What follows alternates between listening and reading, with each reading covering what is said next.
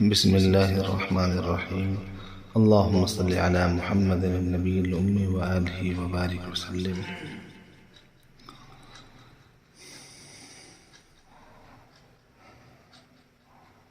آج کی گفتگو کا موضوع ہے ماحول کا اثر اور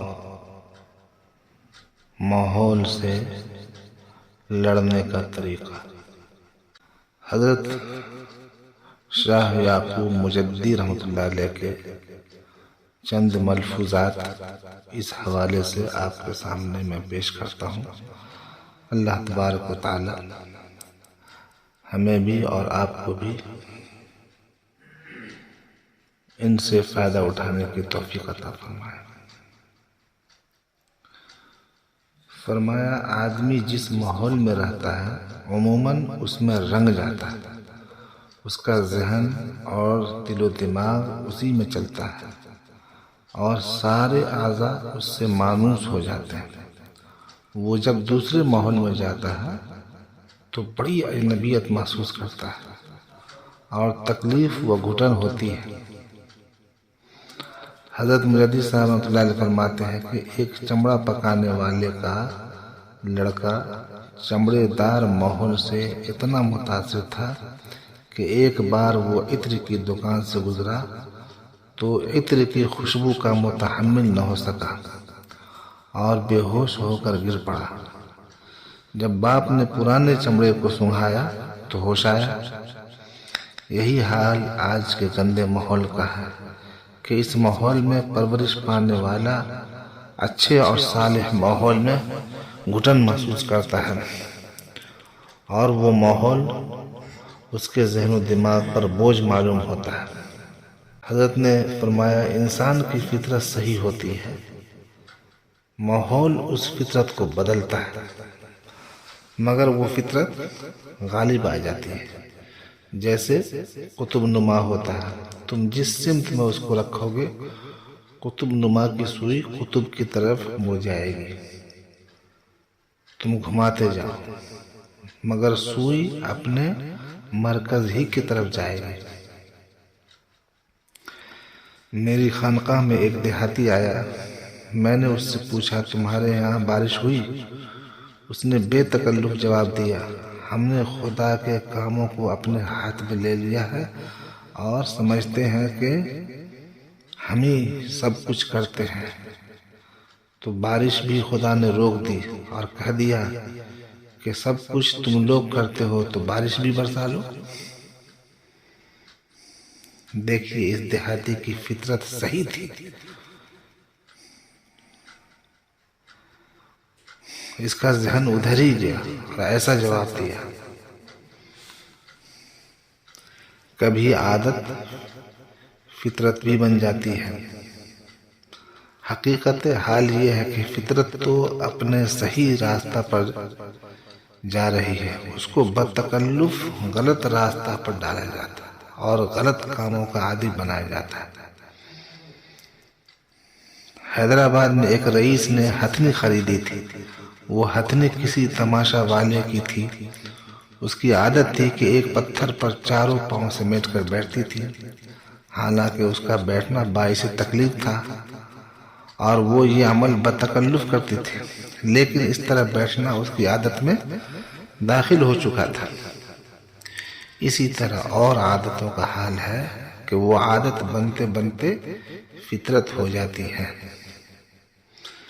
اور ان عادتوں کو چھوڑنا ناگوار ہوتا ہے۔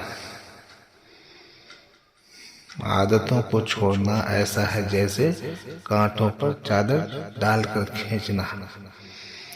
اس لیے اچھی عادت کو اختیار کریں، اچھی عادتوں کا اہتمام کریں اور بری عادتوں سے اجتناب کریں۔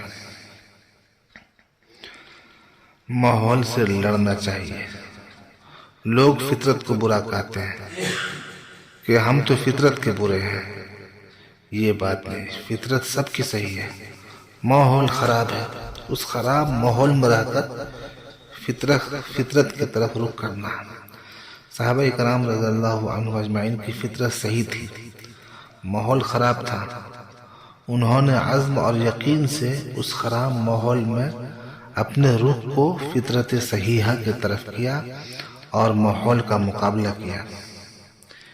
ایک صاحب میرے پاس آئے اور کہنے لگے کہ میرا تبادلہ ایسی جگہ ہو گیا جہاں کا ماحول بہت خراب ہے۔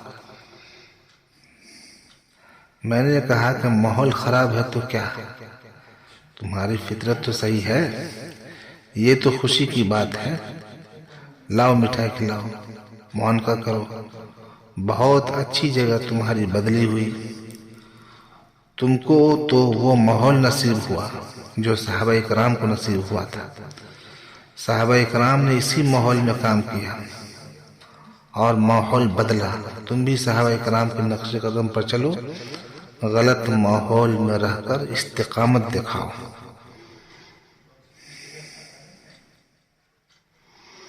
اگر پیروں کے گھر میں پیدا ہو کر اس میں رہے تو کیا کمال ہے۔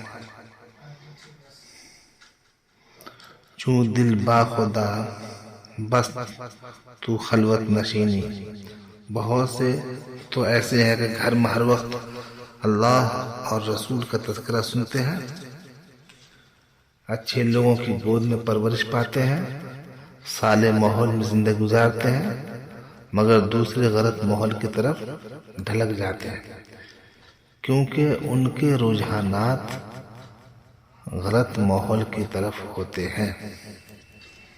معلوم یہ ہوا کہ اپنے رجحانات پر پہرا ڈالنا چاہیے کہ ہمارے رجحانات دینی ہیں یا دنیاوی ہیں، مادی ہیں یا معنوی ہیں، دنیا پرستی کے رجحانات ہیں یا دین داری اور دین کی خدمت اور دین پرستی کے رجحانات ہیں۔ اللہ تبارک و تعالی ہم سبوں کو اچھے ماحول میں رہنے کی توفیق عطا فرمائے، برے ماحول سے ہماری حفاظت فرمائے۔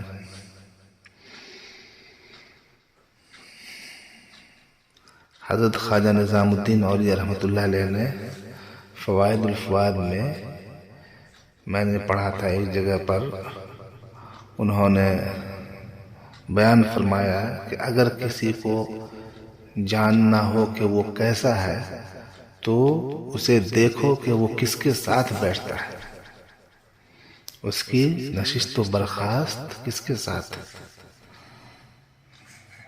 ظاہر حضرت کا مطلب یہ تھا کہ اگر اچھوں کی صحبت میں بیٹھتا ہے تو اچھا ہے، اور اگر بروں کی صحبت میں بیٹھتا ہے تو وہ برا بن رہا ہے یا برا بن گیا۔ اللہ تبارک و تعالی بری صحبتوں سے ہم سبوں کی حفاظت فرمائے، اچھی عادتیں، اچھے اخلاق اور اچھے اعمال کی توفیق عطا فرمائے، آمین یا رب العالمین۔ صلی اللہ وسلم علی سیدنا محمد وعلی آلہ وصحبہ اجمعین برحمتک یا ارحم الراحمین، والحمد للہ رب العالمین۔